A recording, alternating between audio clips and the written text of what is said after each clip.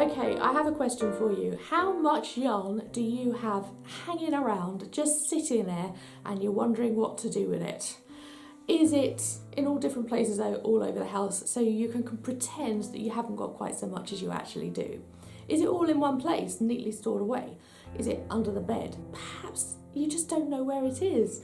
Do you need to do a real sort out and organisation of your stash? Perhaps you do.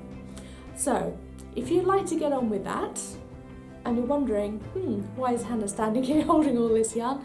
Well, it's because we have a yarn declutter coming up. Do come and join me for that. It starts in the first week of April. Sign up for the Declutter Challenge, and over the whole month of April, we will be decluttering not just your yarn, but mainly your yarn. We'll be looking at your patterns and your needles and your tools as well. How much do you need? And does it really need sorting to a point where you can say, I know what I've got, I know what I don't need, and I know what I want to knit with.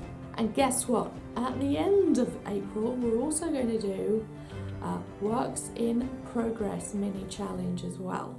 So we're going to be decluttering everything knitting, and we're going to start with the yarn. So do join me for that. We're going to work out where you're going to store it, how you're going to store it, and whether you want to completely rearrange exactly which yarns you want to keep and which yarns you don't want to knit with anymore. So do join me for that. Like I said, we start the first week of April. All of the details are linked below. Do sign up for that. Once you're all signed up, I'll send you some emails to let you know when we're getting started exactly, and we'll be doing live videos as well to keep you going, keep you motivated. So we're going to do a big community yarn declutter. Sounds like fun, doesn't it? Okay, I hope you join us for that in April. I'll say bye for now. Happy knitting.